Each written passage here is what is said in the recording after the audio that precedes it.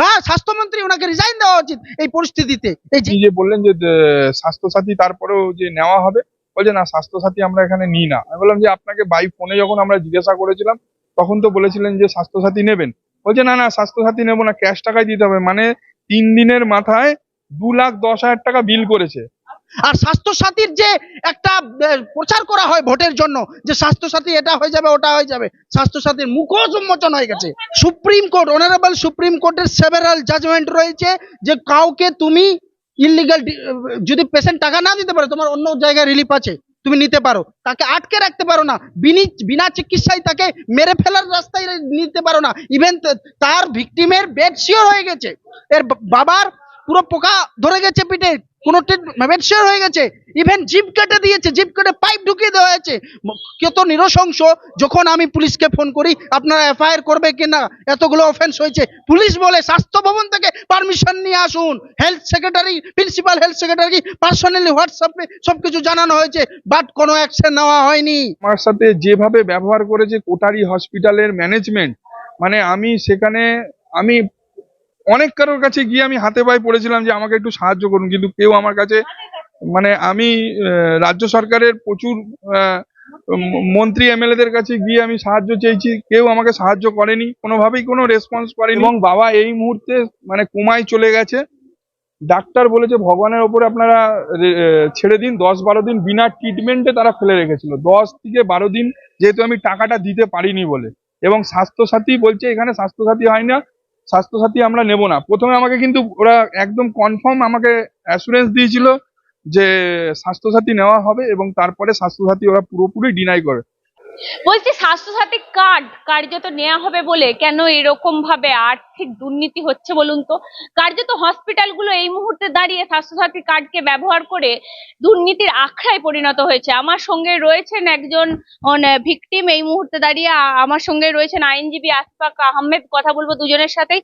বলছি কি হয়েছে স্বাস্থ্যসাথী? স্বাস্থ্যসাথী নিয়ে ব্যাপারটা হচ্ছে, গত মাসের 14 তারিখে আমার বাবার ব্রেন স্ট্রোক হয়েছে।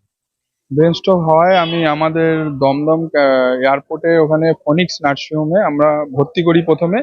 প্রথমে আমার একটা মেডিক্লেম ছিল, মেডিক্লেমে 1,80,000 টাকা আমার ওখানে মেডিক্লেমে ছিল। এবার ওখানে 14 তারিখ দিয়ে 28 তারিখ অব্দি ওই হসপিটালে থাকার পরে বাবার সিরিয়াস হয়ে যায়।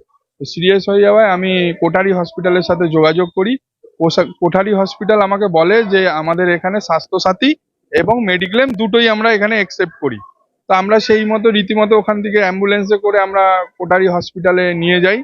এবং কোঠারি হসপিটালে নিয়ে যাওয়ায় প্রথমে আমরা মেডিকেলটা দিই, এই মেডিক্লেমটা দিই। এবার মেডিক্লেমে কোনো কারণে আমাদের যেখানে প্রথমে ভর্তি করেছিলাম ওখানে আমাদের টাকাটা ওখান দিয়ে কেটে নিয়েছিল, তা আমি সেটা দেখিনি। এবার পরবর্তীকালে আমাকে ওই মেডিক্লেমটা দেওয়ার পরে 2 দিন পরে আমাকে বলছে যে আপনার মেডিক্লেমে টাকা নেই, আপনাকে ক্যাশ টাকা দিতে হবে। আমি বললাম তো আপনি যে বললেন যে স্বাস্থ্যসাথী তারপরেও যে নেওয়া হবে, বলছে না স্বাস্থ্যসাথী আমরা এখানে নিই না। আমি বললাম যে আপনাকে বাই ফোনে যখন আমরা জিজ্ঞাসা করেছিলাম তখন তো বলেছিলেন যে স্বাস্থ্যসাথী নেবেন। বলছে না না স্বাস্থ্যসাথী নেবো না, ক্যাশ টাকায় দিতে হবে। মানে 3 দিনের মাথায় 2,10,000 টাকা বিল করেছে। এবার রীতিমতো মানে আমি খুব মানে ভেঙে পড়েছিলাম যে 2,10,000 টাকা আমি এখন দেবোটা কোথায় থেকে। এবার রীতিমতো আমি সিভিক ভলেন্টিয়ারে কাজ করি। এবার সিভিক ভলেন্টিয়ারে আমাদের যে মেডিক্লেমটা ছিল ওই মেডিক্লেম থেকেই আমি প্রথমে চিকিৎসাটা করিয়েছিলাম। এবার চিকিৎসা করানোর পরে ওখানে নিয়ে যাই। হ্যাঁ, এবার ওখানে গিয়ে তারপরে স্বাস্থ্যসাথী দেওয়া নিচ্ছে না ওরা কিছুতেই। লাস্টে আমি ম্যানেজমেন্টে গিয়ে হাতে পায়ে পড়ছি, স্যার আমি পেশেন্টকে বের করব, আপনি যে করে হোক আমাকে একটু যে কোনো একটা উপায় আমাকে করুন। আপনি হয়তো মানে ইএমআই সিস্টেম করে দিন বা কিছু টাকা আমি জোগাড় করতে পেরেছি। সত্যি কথা বলতে আমার সাথে যেভাবে ব্যবহার করেছে কোটারি হসপিটালের ম্যানেজমেন্ট, মানে আমি সেখানে আমি অনেক কারোর কাছে গিয়ে আমি হাতে পায়ে পড়েছিলাম যে আমাকে একটু সাহায্য করুন, কিন্তু কেউ আমার কাছে, মানে আমি রাজ্য সরকারের প্রচুর মন্ত্রী এমএলএদের কাছে গিয়ে আমি সাহায্য চেয়েছি, কেউ আমাকে সাহায্য করেনি, কোনোভাবেই কোনো রেসপন্স করেনি। লাস্টে আমি দাদার সাথে যোগাযোগ করি, দাদা এরকম ভাবে বাবাকে ওরকম ভাবে ফেলে রেখেছে, কোনো ট্রিটমেন্ট করছে না। মানে মানে সত্যি কথা বলতে লাস্ট পর্যন্ত 5,23,000 টাকা বিল করেছে। আমি সেখানে মায়ের সোনার গয়না বিক্রি করে 1,20,000 টাকা ওদেরকে আমি জমা দিয়েছি, তারপরেও শুনছে না। তারপরে আমি দাদাকে জানানোর পরে দাদা গিয়ে ওখানে কথা বলে রীতিমতো আমরা ঝামেলা করে ওখান থেকে আমরা পেশেন্ট বের করেছি, এবং বাবা এই মুহূর্তে মানে কোমায় চলে গেছে। ডাক্তার বলেছে ভগবানের ওপরে আপনারা ছেড়ে দিন, 10-12 দিন বিনা ট্রিটমেন্টে তারা ফেলে রেখেছিল, 10 থেকে 12 দিন, যেহেতু আমি টাকাটা দিতে পারিনি বলে। এবং স্বাস্থ্যসাথী বলছে এখানে স্বাস্থ্যসাথী হয় না, স্বাস্থ্যসাথী আমরা নেব না। প্রথমে আমাকে কিন্তু ওরা একদম কনফার্ম আমাকে অ্যাসুরেন্স দিয়েছিল যে স্বাস্থ্যসাথী নেওয়া হবে, এবং তারপরে স্বাস্থ্যসাথী ওরা পুরোপুরি ডিনাই করে। হ্যাঁ, এই যিনি সিভিক ভলেন্টিয়ার এই মুহূর্তে দাদা আমার সঙ্গে রয়েছেন, দাদার নাম অমিত যাদব। অমিত যাদব। কার্যত আপনারা দেখতেই পাচ্ছেন এমএলএ মন্ত্রীদের পায়ে রাজ্য সরকারের কাছে আবেদন করেও স্বাস্থ্যসাথী কিন্তু কোথাও নিচ্ছে না। তাহলে এই যে হসপিটাল যারা নিচ্ছে না তারা লক্ষ লক্ষ টাকা বিল করছে, গয়না বিক্রি করে টাকা দিতে হচ্ছে, তাহলে তাদের বিরুদ্ধে রাজ্য সরকার ব্যবস্থা নিচ্ছে কি? আমার সঙ্গে রয়েছেন আইনজীবী, বলছে কি ব্যবস্থা নিচ্ছে রাজ্য সরকার? কোনো কিছু ব্যবস্থা নিচ্ছে না, রাজ্য সরকার সম্পূর্ণ ফেল, স্বাস্থ্যমন্ত্রী মমতা বন্দ্যোপাধ্যায় সম্পূর্ণরূপে ফেল ফেল ফেল। এবং সঙ্গে সঙ্গে কমপ্লেন্ট আমি দেখাচ্ছি, প্রিন্সিপাল হেলথ সেক্রেটারি থেকে শুরু করে সবাইকে করা হয়েছে। কাকে করা হয়েছে আমি বলে দিচ্ছি, principal health secretary, commissioner of police, deputy commissioner of police West Bengal, clinical establishment regulatory commission, Swasthyasathi grievance cell, state human right, West Bengal medical council. কোনো কথা কোনো শুরু হয়নি। ইভেন 9 দিন, টোটাল 13 দিন, 3 দিনের মাথায় 2 লাখের ওপর বিল করে দিল।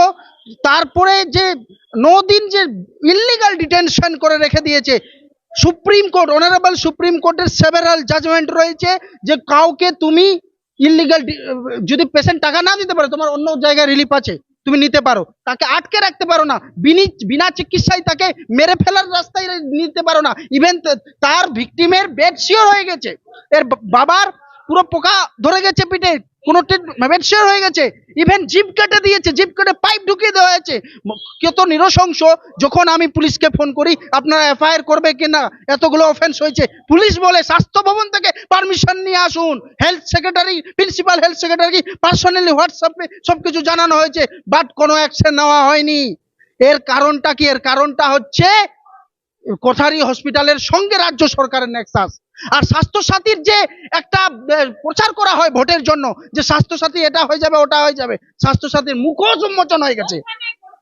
আলিপুর পুলিশ স্টেশন, আলিপুর এবং commissioner of Kolkata police and all relevant authorities সবার কাছে, এবং নিজের সবার কাছে গিয়েছে, কোনো শুরু হয়নি। লাস্ট পর্যন্ত আমরা গিয়ে কোনো রকমে তবু 9টা চেকে সাইন করিয়েছে, জোর জবরদস্তি 50,000 টাকা, টোটাল 1 লাখ কত টাকা নিয়েছে, গয়না বেচে টাকা দিতে হয়েছে। এবং নৃশংস, বাধ্য হয়ে আমি যখন যাই তখন তারা ছাড়তে বাধ্য হয়। যখন আমি ওকে প্রশ্ন করি, আমার জুনিয়র বিশ্বজিৎ প্রামাণিক যখন প্রশ্ন করে যে আপনারা ট্রিটমেন্ট করেছেন, এতটা বিল করেছেন, কি রিকভারি, কি ট্রিটমেন্টটা কি হয়েছে, রাত্রে বাধ্য হয়ে ছাড়তে হয়। হসপিটাল গভর্নমেন্ট না থাকায় সঞ্জীবনীতে কিছুক্ষণের জন্য রাখা হয়, তারপরে এখন এসএসকেএমে ভর্তি আছে মরণাপন্ন অবস্থায়।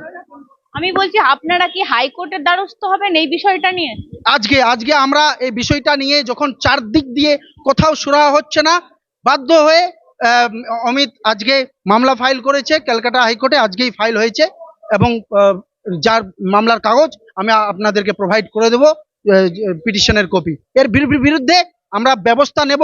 রাজ্য সরকারের এই দুর্নীতি, এই যে মিলি ভাগত বলে না, মিলি ভাগত খাওয়া একটা কর্পোরেটের সঙ্গে।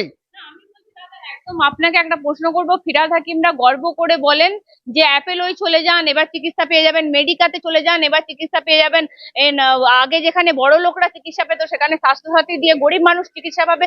এই তো আমার কাছে নমুনা দাঁড়িয়ে। ফিরহাদ হাকিম একদম মিথ্যেবাদী, লোককে প্রতারণা করছে, রাজ্যবাসীকে প্রতারণা করছে। রাজ্যবাসীর গরিব মানুষের অবস্থা গিয়ে দেখুন, এ তো কমপ্লেন করতে পারলো, কিন্তু কত লোক, হাজার হাজার লোক, লক্ষ লক্ষ লোক ডেলি মারা যাচ্ছে।